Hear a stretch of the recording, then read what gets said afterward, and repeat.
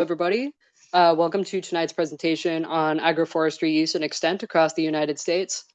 My name is Coda. I'm an AmeriCorps member serving with Conservation Nebraska's Common Ground program. Conservation Nebraska's mission is to protect our state's natural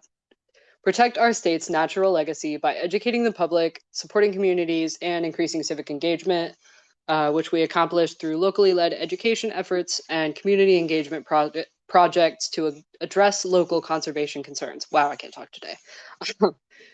Before tonight's speaker, there is a few housekeeping things to go over. Your cameras are going to remain off. You're going to be muted throughout the presentation.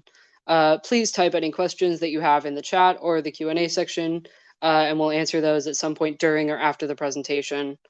This presentation will be recorded and it will be uploaded to Conservation Nebraska's YouTube page within the next couple of weeks. So if you miss any part of today's presentation, or if you want to revisit it, or if you want to share it with others, you will be able to find it there. Following the presentation, we will have a very brief survey that should only take less than a minute to complete. This survey helps support programming like this one, so we appreciate you taking the time to fill those out. If anyone in attendance is interested in speaking with a Conservation Nebraska member regarding conservation issues in Nebraska, or to find out more about what we do, I'll put our email in the chat in a few minutes to give people a bit more time to pile in. Tonight, I'm welcoming Dr. Matt Smith, a research ecologist with the USDA with a background in agroforestry, agroecosystems, forestry, waste-to-energy systems, and natural resource management. All right, take it away. Hello. Yeah, so my name is Matt Smith. I'm the research program lead at the USDA National Agroforestry Center. We're located in Lincoln, Nebraska as our headquarters, but we also have staff in Washington, D.C., Corvallis, Oregon, and also Burlington, Vermont. So we're kind of dispersed across the country. So I'm going to get my presentation loaded right now. And since this is a small group, I'm going to be looking at the chat. So if you have questions as I go through the presentation, just feel free to drop it in the chat and I'll try and keep an eye out for it. And then I can answer those as we go. And then that way I don't have to go back through a bunch of slides. So again, don't hesitate to ask questions as we go through this. And just to double check, are you seeing the presentation right now? I'm seeing it, yeah. Perfect. Okay. So again, here we go. I'm going to be presenting about agroforestry. And before I really get into the meat of the presentation, just a little bit about our center. The United States Department of Agriculture National Agroforestry Center is part Forest Service, and it's also part NRCS. Main headquarters, like I said, was in Lincoln, Nebraska. We were authorized in the 1990 Farm Bill, so we've been around for quite some time.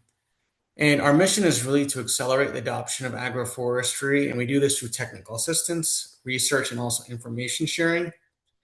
And just to step back a second for folks wondering what agroforestry is, it really is a deliberate integration of trees and shrubs into crop or animal farming systems.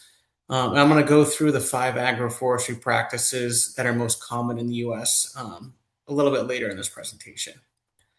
And if you all see that QR code right there, that's to our website. We have an enormous amount of publications, how-to manuals, peer-reviewed research, economic tools, all sorts of things on windbreaks and riparian buffers and how to implement them, how to establish them, how to manage them, and all of our resources are available for free online. And you see those 3 pictures right there of our print publications. We also send our print publications out for free if folks are interested. And again, we have a thing on our website. You just fill out a form, you say you want these specific materials, and then again, we'll send them out to you for free. So what is agroforestry extent? Really what it comes down to is we want to know how many producers implement agroforestry across a given region. And we care about this for a number of reasons. The first is trend analyses.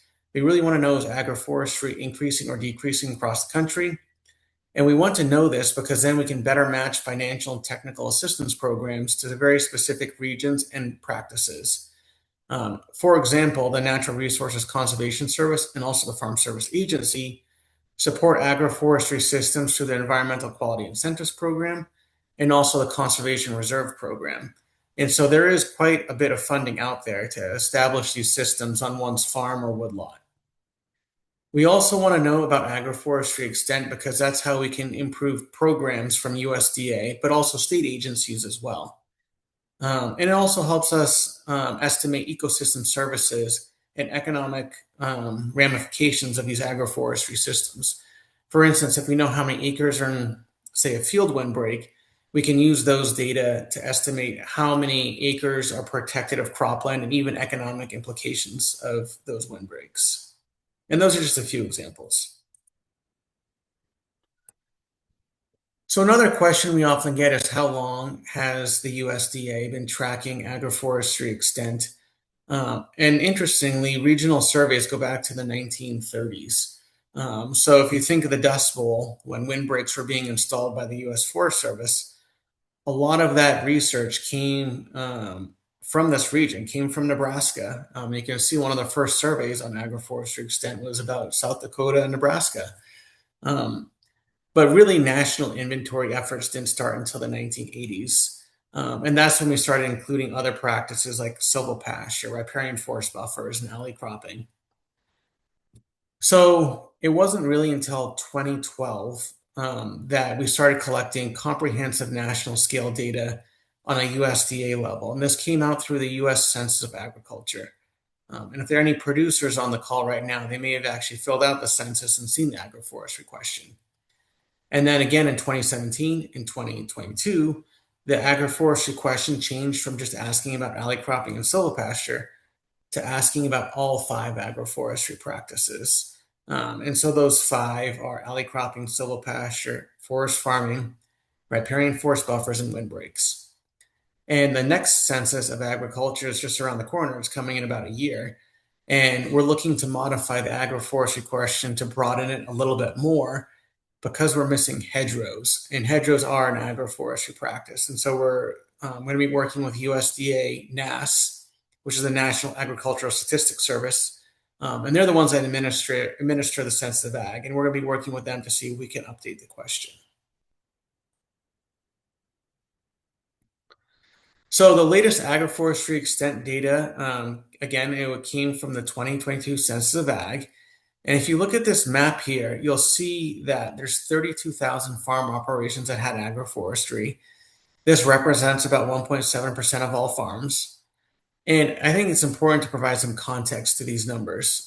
For example, there's 17,000 certified organic farms. And I'm not trying to put agroforestry against organic farming, but it just shows you the scale of how many farms do have agroforestry. And if you look at this map, you can see there's some hot spots like Oregon, Texas, North Carolina, Virginia. And if you look at the low spots, it's almost no surprise because if you were to overlay a map of where forests grow, you're not going to see as much in Utah, Arizona, Nevada. And so some of the low spots we see in agroforestry are most likely attributed to tree cover.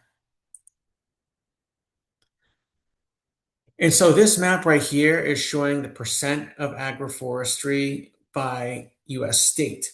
And when we do that, we see some hot spots in the northeastern United States. Like the greatest number as a percent for agroforestry are really in Vermont, Maine, Massachusetts, Connecticut, some New England states. We also see some hot spots in the mid-Atlantic states and also Pacific Northwest, like Oregon and Washington State. And again, you see those low spots of Arizona, Utah. Again, it's kind of similar to where you find low amounts of forest cover.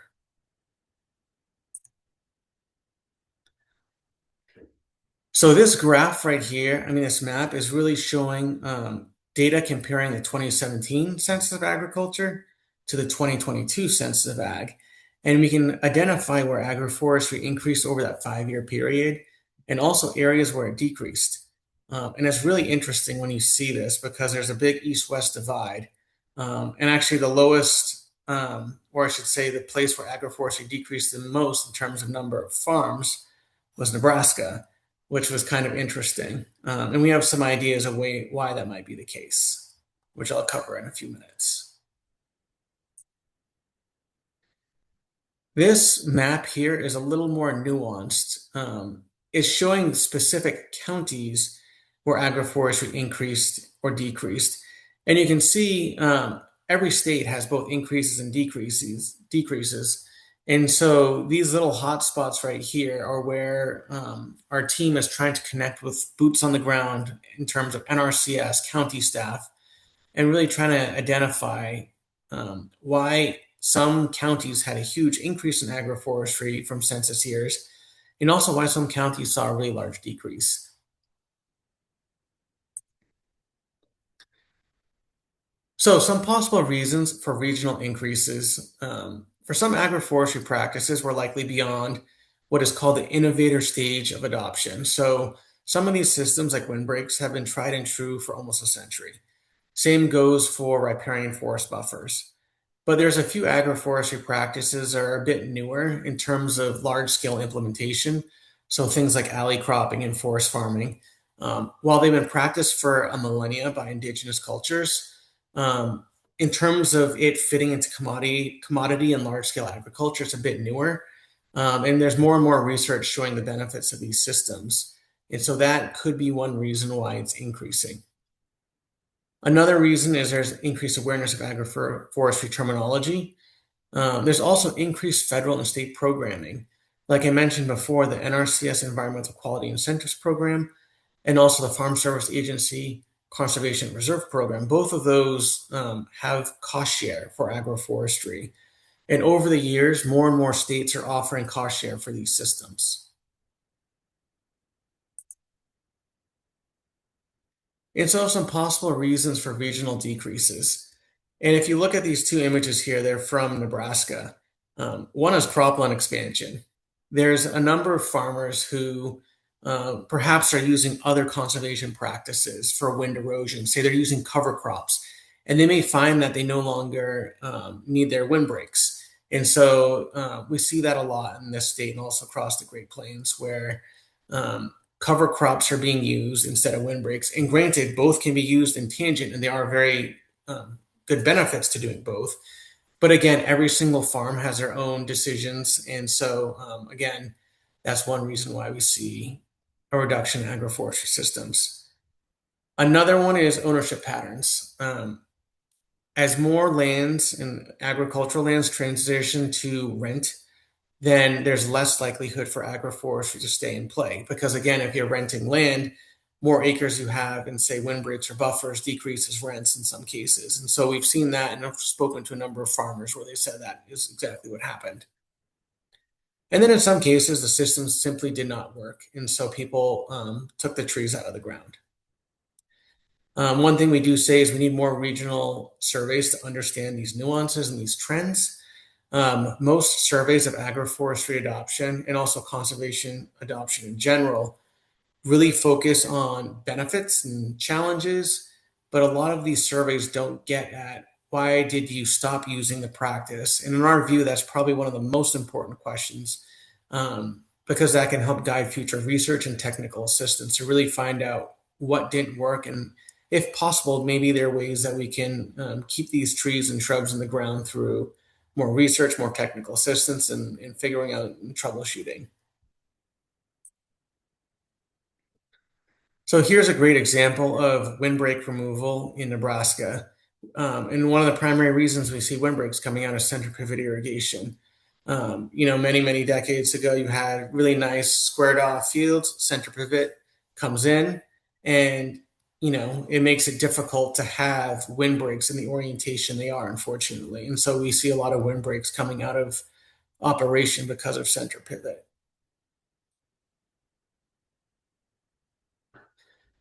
When looking at agroforestry extent, there's also some reasons why there might be an overcount. So maybe the census data is overinflating numbers. And one is agroforestry terminology. When we conducted our national survey, we had a number of producers saying they had agroforestry systems because they had woodlots, orchards, or tree farms, or even Christmas tree farms. And while some of these systems can be an agroforestry system, depending on what is integrated into it, a lot of these systems are not, and so there's an overcount there. There's also philosophical questions about what is and is not agroforestry. And so in the northeastern United States, sugar farming or sugar maple farming is considered an agroforestry practice by many producers. However, in other regions, it's not considered agroforestry. And so again, it's this philosophical question of what is and what is not. Another reasons for an undercount are related to terminology. And so if you look at on the left side of that graphic, windbreak, some folks call them shelter belts or timber belts or hedgerows or living snow fences. There's also specialty type of windbreaks called a vegetated environmental buffers to deal with odor. And now we look at riparian forest buffer, which is the primary agroforestry term, but you can also call them streamside forests, riparian management zones. And in some cases, people call them streamside management zones. However, that term is very specific, often to the Pacific Northwest for forestry operations and having buffers adjacent to those. And so there's a lot of nuances in terminology that are tripping people up, unfortunately. And some additional reasons for an undercount of agroforestry extent across the United States. A big one is hedgerows. Throughout the rest of the world, hedgerows are considered as an agroforestry practice. But in terms of how NRCS views them, in some cases they'll say, I'm not really sure if it's agroforestry or not. And so that's showing up in our data, unfortunately. So another one is forest farming is an agroforestry practice, but it predominantly occurs on woodland. And so the Census of Agriculture oftentimes does not capture woodland owners unless they also own a farm operation. And so our agroforestry numbers are skewed downward because of that. And we know this because there's a survey of woodland owners, the National Woodland Owners Survey, and they found that 1.2 million people that have forest land harvested non-timber forest products from their land. And non-timber forest products like sugar mapling, mushrooms, ramps, ginseng, things like that, those are very common agroforestry crops. And so we think a large portion of this 1.2 million people that are not encompassed in the census of ag have agroforestry. And so there's an undercount there as well. And maybe I'll just pause for a second and see if anyone has any questions. Again, feel free to drop them in the chat if you do. So I'll give folks a minute or two, and then I'll just keep going. So one thing our team at the National Agroforestry Center is really keen on doing is improving data quality. And one thing we really want to do is promote the Census of Agriculture. The next one's coming out in a year. And we want to also encourage researchers, technical service providers, those across the USDA and state agencies to use more consistent terminology to minimize new agroforestry terms, because this only confuses everyone. We also want to utilize other federal surveys, like the National Woodland Owner Survey. There's also the NRCS Conservation Practice Adoption and Motivation Survey that does have agroforestry questions. And so we want to kind of link up all these different federal surveys and make them more consistent, but then also not ask the same questions to farmers multiple times. So now I'm going to switch gears a bit and go into the National Agroforestry Producer Survey. And really what we wanted to do was use the census data and figure out what agroforestry practices are people actually using and why. And that's what gets us to this national survey that we sent out in 2022. So to provide some background on how we did this survey, we used every single respondent who said yes to having agroforestry in the last census, the census of 2017. And then we sent them a survey saying, which practices do you have and why? And that gets at a lot of the questions that have been missing in the agroforestry literature, and also for natural resource professionals, had a bunch of questions on the practice level. And so that's why we did this survey. And just for some context, we sent the survey to 11,000 producers, which was 36% of the entire population. We had a 52% response rate, which is incredible. And one other thing that I don't have on this slide, but our margin of error for the survey was 1%, meaning all the data I'm going to show you, all the percents, the difference between our sample and the actual population is only plus or minus 1%. So that's incredible for a survey. And that's because we sent it to so many people. So the first agroforestry practice we're going to go over is windbreaks. So where are windbreaks located across the United States? No surprise is the lake states and the northern plains, and also the Corn Belt is where you find most windbreaks. And we had about 2,700 producers in our sample that said they had windbreaks. It is the most common agroforestry practice in the United States. One thing that we found really interesting, though, is if you look at this map, we had producers with windbreaks all over the country. And a lot of technical assistance material and also research is often done in Nebraska, Kansas, the Dakotas, and the Corn Belt area. And there's very little research from the rest of the country. And this is a problem. And there's also not very much technical assistance outside of this central core of the region. And what this data shows is that we need more technical assistance and more research from other areas of the United States that have different needs of windbreaks and also different tree species and shrubs used. For example, if you look at Florida down there, we had 61 people in our sample. And we know that in Florida, the primary function for using windbreaks is not necessarily for wind, but it's for reducing disease spread from citrus orchards. There are certain diseases that spread via wind, and so people are using their windbreaks not necessarily for crop production per se, but again, to reduce the spread of disease. And then if you look in California, one of the reasons for windbreaks in that region is to increase irrigation efficiency in their orchard systems. So again, across the United States, there's many different reasons why people use windbreaks. We also asked a survey question on what type of windbreaks people have on their farms. And no surprise, the most common are farmstead windbreaks. These are the most common because you can have them on almost any type of farm. Whereas, of course, livestock windbreaks, which was 48% of our sample, you need livestock.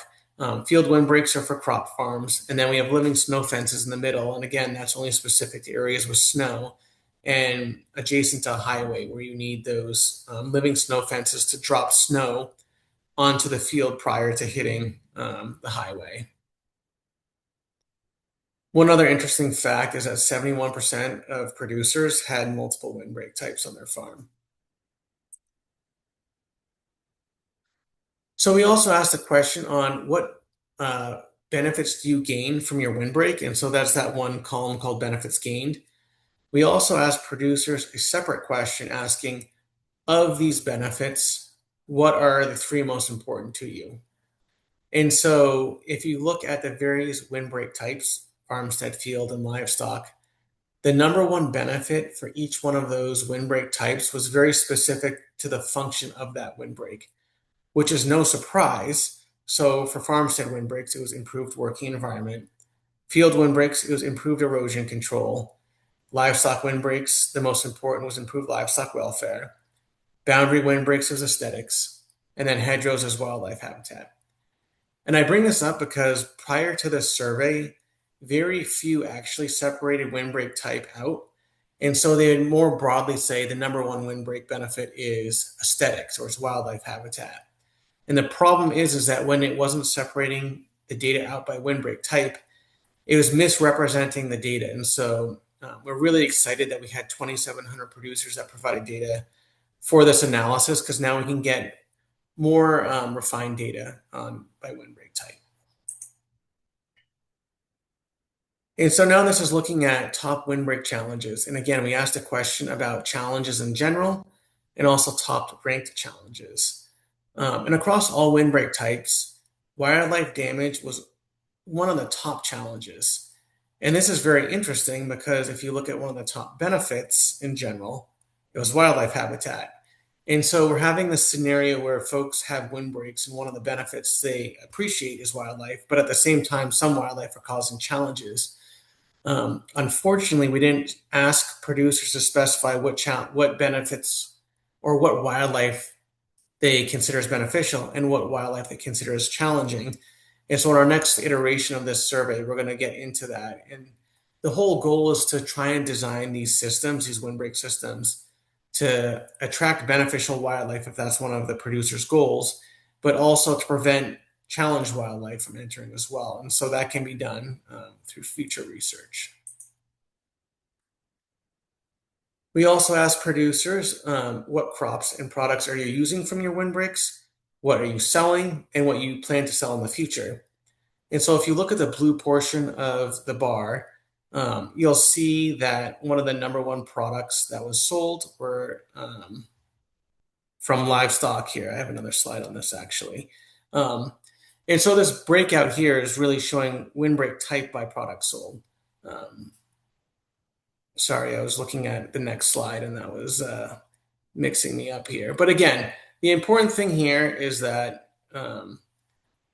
when you look at all windbreak types, which is the top bar, 79% of producers are using crops from their systems, 33% are selling, and 32% plan to sell in the future. And there's more data to this than what I'm showing here. This manuscript was actually accepted yesterday.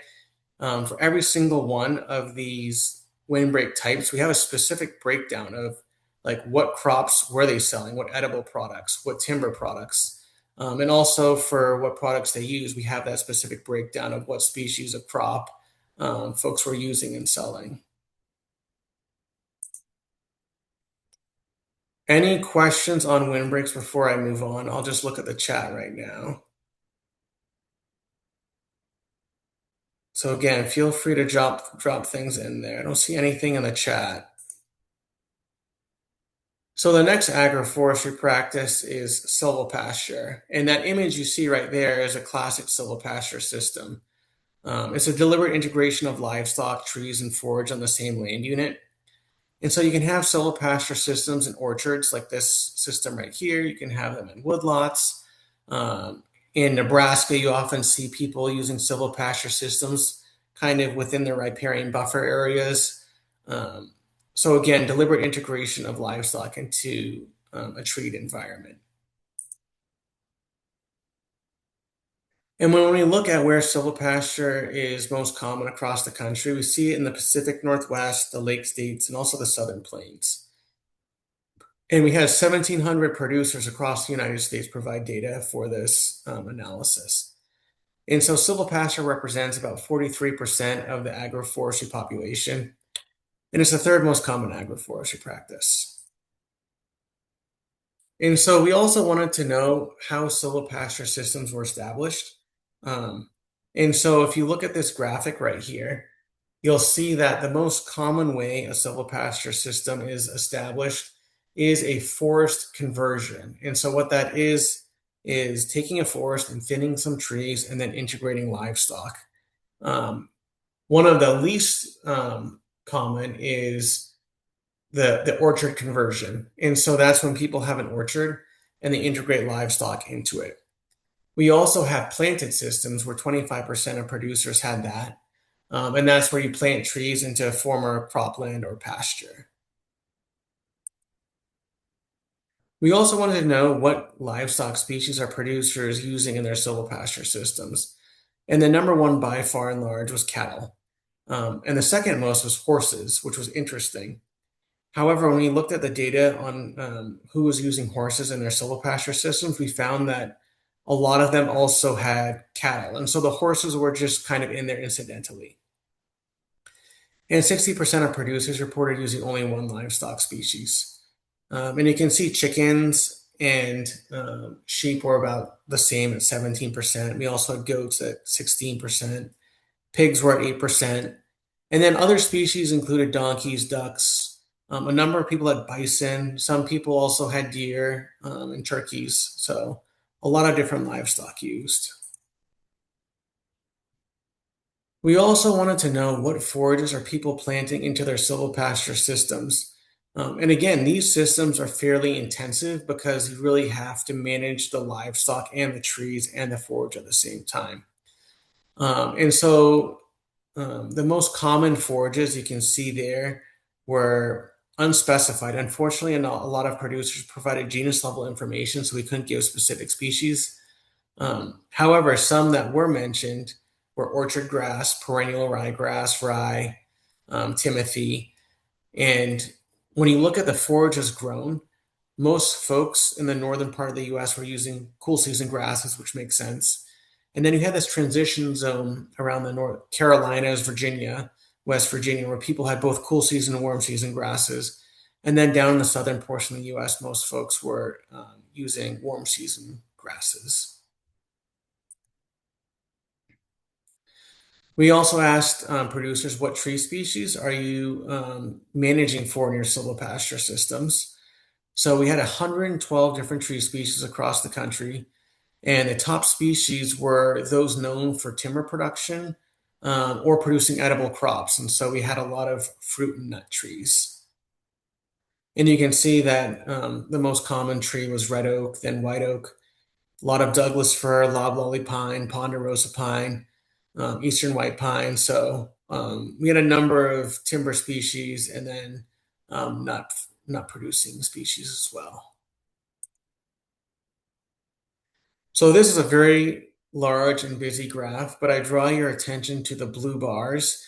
These represent benefits people receive from their silvopasture systems, while the orange bars represent the most important benefits that they ranked. And so you'll see that for silvopasture, wildlife habitat was one of the top benefits they received and also one of the top ranked benefits, which is quite interesting.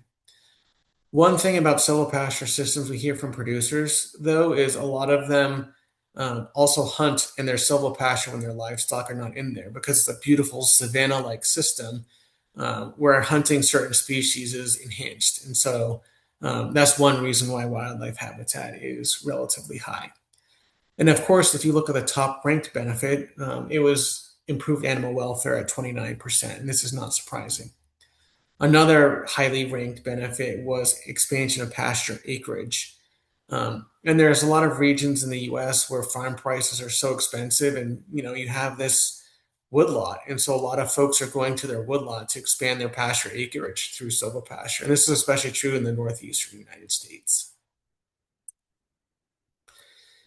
This graphic is showing the challenges of operating a silvopasture system. And again, the blue bars are from a question that said, what challenges do you experience in general? While the orange part of the bars represents the most important challenges. And if you look at these bars, they line up quite well between the two questions. Added labor and complexity was one of the top challenges, and so was expensive maintenance. And like I said at the beginning of this section, silvopasture being the deliberate integration of livestock into a treat environment. This is not woodland grazing. This is not forest grazing. This is a type of grazing where you have to move the cattle or the livestock from paddock to paddock to paddock. So oftentimes you need to use rotational grazing. You need to have temporary fencing. So it is much more intense than, say, continuous grazing is. And there's nothing against continuous grazing. It's just that silvopasture is a very specific form of grazing. And again, it does require more knowledge and more time and thought than simply letting, say, livestock out into an area for 2 to 3 months. Because remember, one of the primary functions of a silvopasture is tree crops. And if you leave livestock in the same area for too long, then you can get bark rubbing or you can get bark being chewed off the trees. And so, again, that extra management is showing up here in this challenges question, added labor and complexity. And so this image here is really showing what products were actually sold from silvopasture systems, what products producers plan to sell, and then also those green bars show what products people are using for on-farm use. So 96% of respondents across all categories sold, plan to sell, or use crops from their silvopasture systems. And this is not surprising. Like, silvopasture systems are designed for selling and using products. And so the high utilization rate is not surprising. And so firewood was the most used crop and product, while livestock was the most sold. And this graphic here just shows some of the edible products from silvopasture systems. So when we broke out the edible products by livestock, the number one was meat from cattle. Not surprising. The second was cattle breeding stock. Then the third was sheep for meat, and then broiler chickens, and then finally layer chickens. And now if you look at non-livestock edible products, the number one was apples, which 40% of producers were using and selling. This was followed by walnuts, and then sugar maple. This was followed by pecans, and then pears.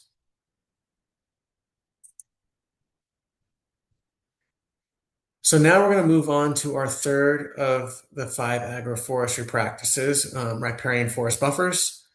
So just to provide a quick background, riparian forest buffers are managed areas adjacent to a stream or river, and they're primarily used for providing erosion control, bank stabilization, and also nutrient runoff mitigation adjacent to agricultural land.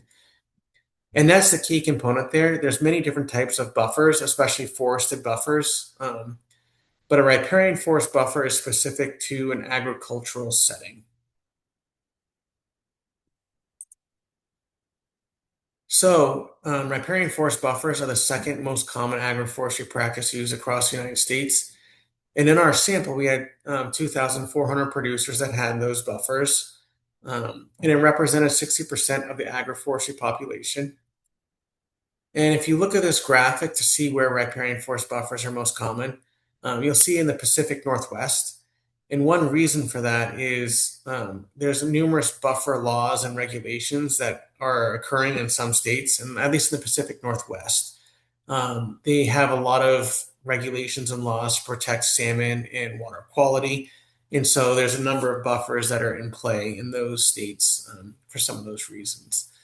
And then also you see a lot of buffers in the Corn Belt region as well.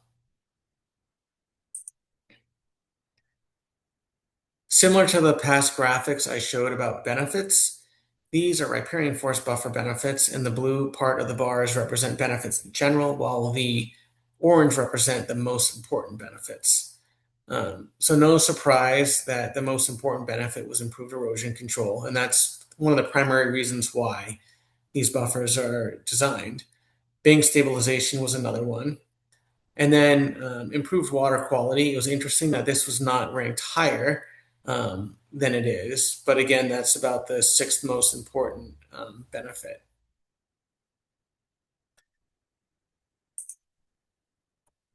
We also wanted to look at benefits that were conservation oriented versus benefits that were economic. And again, these riparian forest buffers are designed for conservation purposes. However, increasingly, we're seeing that producers are designing these buffers for multifunctional purposes. And so instead of just having, say, native trees and shrubs and grasses in these buffers, they're also planting rows of fruit producing or nut producing trees. And so we wanted to ask this question on this survey, because when we ask the same survey again in 5 years, it'll be interesting to see whether or not we're seeing more and more of these what are called multifunctional riparian forest buffers. They're becoming much more popular. So you can look at the values here. You can see the conservation benefits are so much higher than economic at this point. And no surprise there. But still, if you look at income from sale of products, 24% of respondents still said that was one of the benefits. And while 9% said it was a top benefit, that's still much higher than we anticipated. And again, it'll be interesting to see how this changes over time as more and more recommendations are encouraging producers to plant these multifunctional buffers, because again, if the conservation practice has these type of benefits, it has staying power. And numerous research studies have shown that productive conservation lasts longer. So again, it'll be interesting to see how this changes over time. Now when we look at the top riparian forest buffer challenges, we see that the number one challenge is added labor and management complexity. And this is similar to the other agroforestry practices. We also see that wildlife habitat and wildlife damage are both ranked high. So if I scroll back to that last slide, wildlife habitat was a top benefit, and now you see wildlife damage is the fourth top ranked challenge. So again, can we design these systems more effectively to encourage wildlife that producer wants versus wildlife that's causing issues to adjacent crops? Another top challenge was trees falling into waterways. And again, if we design riparian forest buffers effectively, that challenge of trees falling into waterways could be reduced. And one other thing I'll say, and I didn't show this data point, is that a large number of producers said that their riparian forest buffers are growing naturally. And so, one key question we have is how many of these buffers that grew naturally had trees in the right spacing and trees in the proper distance to and from the stream or the water course. And that might be one of the problems with trees falling into waterways is if these trees are just growing naturally, um, are they growing in the right location for effective buffer management? Again, similar to past graphics, this one is showing the percent that sold vegetation from their buffers or crops, planned to sell and also used for personal use. And so 80% of people with or producers with buffers have sold crops or products from their buffers, plan to sell or use crops from their buffers, which is again much higher than we had thought. And the number one product people used was firewood. The number one product sold was trees for timber.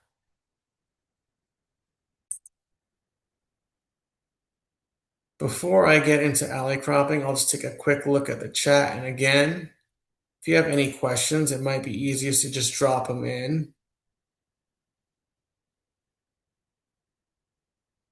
And I see in the chat you're saying put some questions in the Q&A. So I'm probably looking at the wrong screen there. Let's see, Q&A. So one of the questions is, are there certain crops that work better with agroforestry? That's a great question.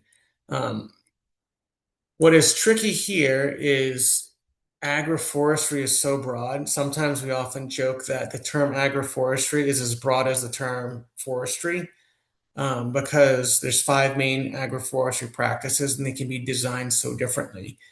And so really, in terms of certain crops that work better, it all depends on producer goals and objectives. And so there might be folks with orchard-based systems, and the way you would design a windbreak is going to be highly different depending on what orchard crop you're growing. For instance, are they citrus trees? Are they apple trees? Because there's some crops you don't want next to certain windbreak species. Likewise, certain crops, say in a forest farming system, could be shiitake mushrooms. It could be sugar maple. So pretty much anything goes with an agroforestry system. The real deciding factor is how is the deliberate integration of trees or shrub going to impact the crops you're trying to protect within that agroforestry system? And just looking at the next question, are there certain crops that tend to be used more? Again, that's very practice dependent and region dependent. So in this region, Nebraska and Corn Belt area, windbreaks dominate the landscape, and same with riparian forest buffers. And so the dominant crops there that are being protected are corn, soybean. If you go into the New England region, say you have buffers and windbreaks, where I grew up in New Hampshire, a lot of the crops being protected were apple orchards. You go to Florida, a lot of the crops being protected are going to be citrus. And then if you can see the image behind me, actually, I think you can't see it because I'm sharing a PowerPoint presentation, but that is a hybrid willow windbreak protecting hop fields. And again, in certain parts of Washington state, the eastern portion, there's a lot of vineyards and hop fields, and they use windbreaks to help reduce pesticide spray drift. And they also use it to increase irrigation efficiency. So it's a great question on what crops are most common, but it's really anything under the sun could be used in most cases. So now I'll jump back to the presentation. And again, we're looking at alley cropping now. Alley cropping is the cultivation of annual or perennial crops or forages between rows of trees and shrubs. And so alley cropping is the least common agroforestry practice across the United States. And it's primarily because this is one of the most intensively managed types of systems, and it can also be the most complex. So 9.5% of the agroforestry population have this. We had 388 people in our sample with alley cropping systems. And so we wanted to ask people how they established their alley cropping system. One way is to just plant a former field or pasture with trees. And then you have alleyways where you could be growing annual crops, corn, soybean, or you could be growing some perennials. You could be growing forages. Um, a very common one, actually, now that's spreading across a lot of the US is growing hazelnuts in the alleys. And then you have, say, chestnuts as the row crop. You also have alley cropping systems that were orchards. And so, in some cases, people remove tree rows and then they'll grow annual crops in between. I would say one of the most common things we see with alley cropping is when producers are establishing orchard, you have a lot of light still when the trees are young. And so to try and pay for the large expense of establishing the orchard, they'll be harvesting hay in between the young trees. And as the canopy closes, as the trees age, then the alley cropping system more or less goes away. And then you're just left with an orchard, which is fine.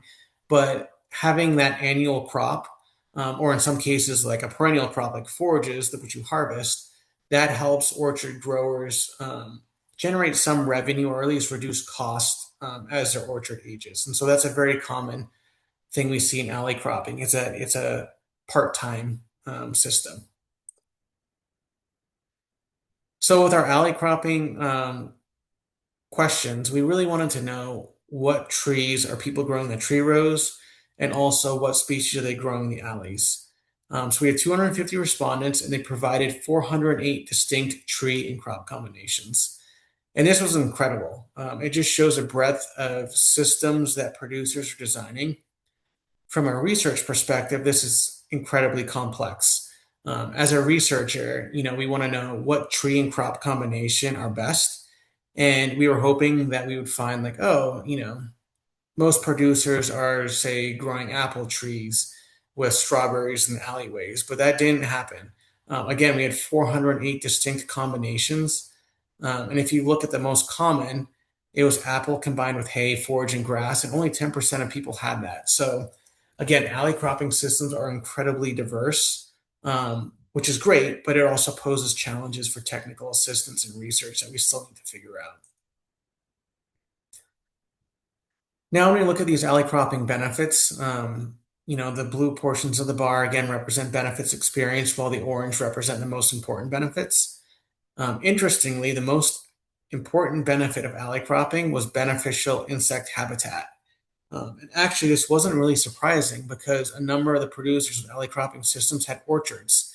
And again, with an orchard-based system, many of those species are pollinated by insects. And so by creating these alleyways that are more diversified and not just bare soil, you're creating more habitat for beneficial insects and pollinators. And also there's some beneficial insects in these systems that prey on nuisance pests.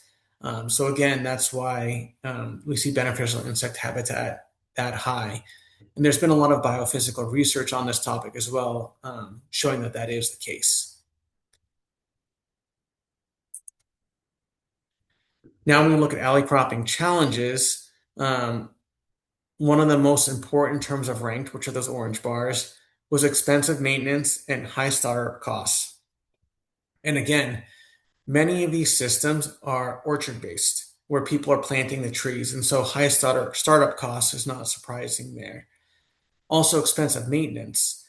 With an alley cropping system, if you want to maintain this alley cropping, there's a lot of pruning and thinning involved.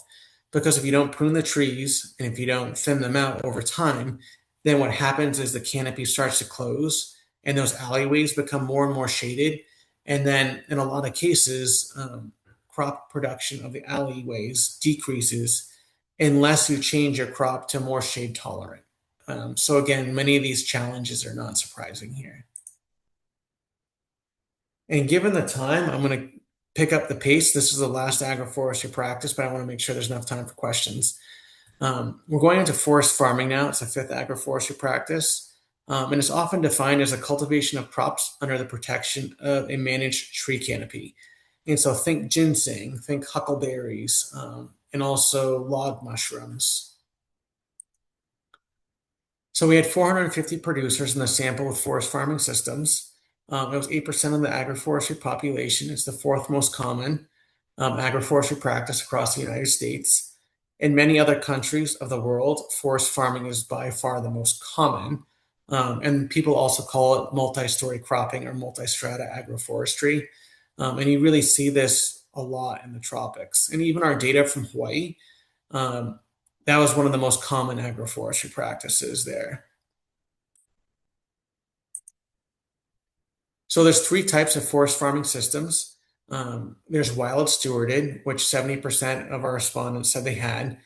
And more or less, a wild stewarded system is going into, say, your farm woodlot or even your windbreaker buffer and finding a wild plant population of a forest farming crop and doing little things to manage it. Like more or less, if you have mushrooms that you're harvesting, you don't harvest all the mushrooms, you harvest some.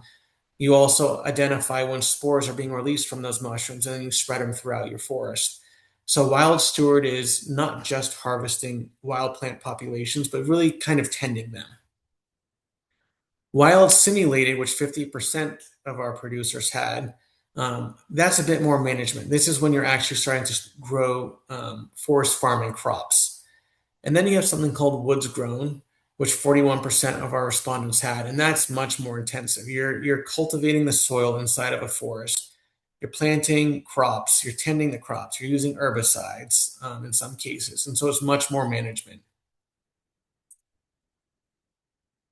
Now, when looking at forest farming benefits identified by producers, again, the orange is the top ranked, while the blue bars are benefits experienced in general. Number one benefit was income from sale of products. And again, this is not surprising.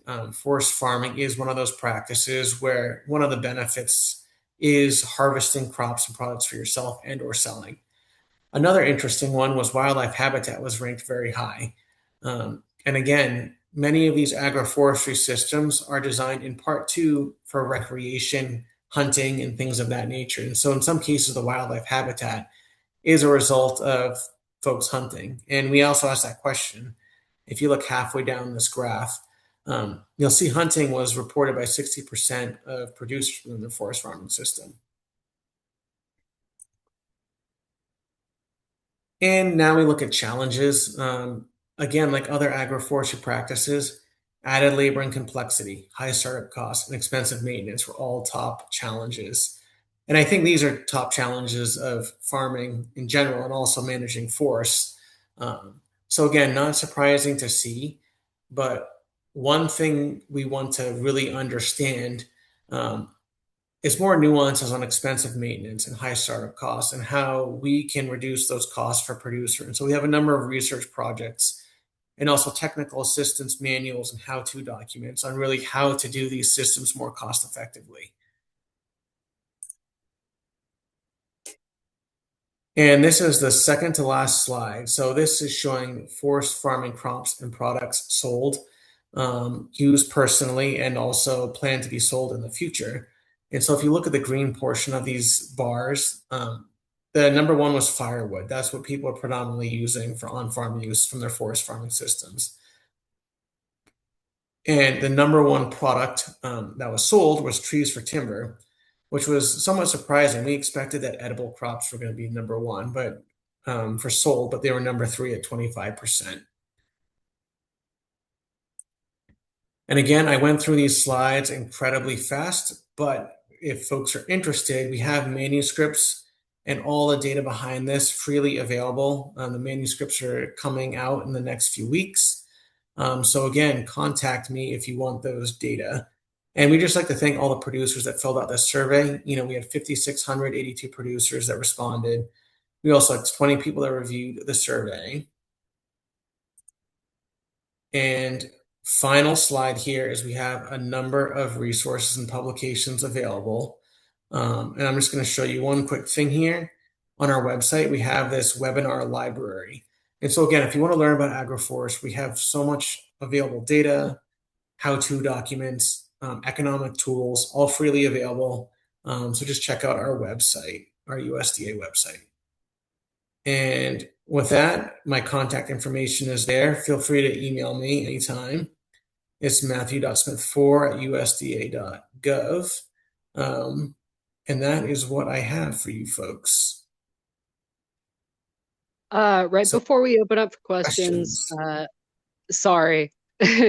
I'm going to launch the survey right now. Um,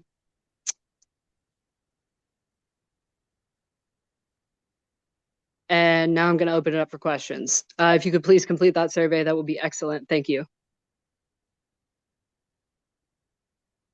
And while All people think right. of questions, I see one here like, what does the center do to promote agroforestry? Um, the primary function of our center is to conduct research and technical assistance. And so it's a good question because the word promote, we never, it's tricky because I'm a federal employee. And so we don't promote things. What we do is we provide as much data as we can so the producer can make the decision for themselves. We also do an enormous amount of technical assistance and training um, with both producers, forest landowners, also state staff, NRCS staff, other federal agencies. And so, really, our function is to provide as much available information so then the landowner can make the decision themselves because agroforestry systems are so complex. They're so site specific that we can't make broad statements saying, "Oh, everyone should have agroforestry," because that wouldn't be a true statement. But what we can do, like I said, is provide data, comprehensive, accurate data, so folks can make the decision themselves. And so that's how we promote it, so to say.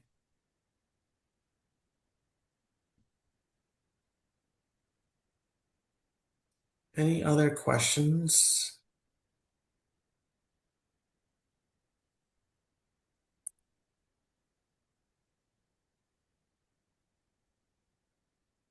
I'm going to give it a couple more minutes, I think, just to make sure that everybody has adequate time to type their questions out. Oh, it looks like there's another one in the Q&A. Okay. That's a great question. If you're interested in getting started in agroforestry, one good place is to look at our website. It really depends on what agroforestry practice you're interested in. Say it's windbreaks, you can go to our webinar library and you could watch like hundreds of videos on, say, windbreaks that are on YouTube that we've consolidated. We also have a lot of technical information on how would you establish a windbreak. And so I would suggest looking at those materials first, because then you could go to your local NRCS county office. And then if you're interested in cost share, I know NRCS and also the Farm Service Agency both have cost share programs. And so it's always good to have an idea of like what you're interested in first. But then if you want cost share for these, it's available. Um, and also, some state agencies have cost share. So if you didn't want to work with USDA, for instance, you could work with state agencies, or you could work with nonprofits. There are a number of nonprofits in this region that help producers establish agroforestry systems. Um, so I know like Savannah Institute, for example, is one, and there's a number of other ones. And a lot of interest they have is, again, that productive conservation. Like, how can we create these agroforestry systems that pay for themselves? Because ultimately, that's the goal, is to keep the conservation practice in play for as long as possible. And if you have a system that can do that, but also protects your crops, protects your livestock, or generates revenue from different products, and that's a win-win.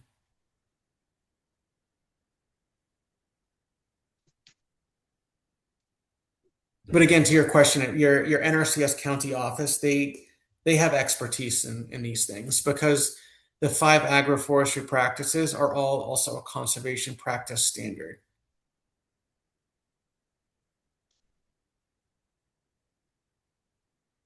All right. It looks like we don't have any more questions. I did put the email in the chat. Yeah. If you haven't gotten a chance to fill out the survey, We would greatly appreciate it if you took the time to fill it out. It looks like we did have everybody respond to the survey. If you want to share this with somebody who wasn't able to attend tonight, or if you want to watch it again, the webinar will be posted on our YouTube in the near future with all of our past webinars that are already up there. Thank you so much for attending this webinar and supporting local conservation efforts. And most importantly, thank you to Dr. Matt Smith for the presentation and sharing your time and your research and your talent. All right, everybody, have a good day. Thanks. Bye now.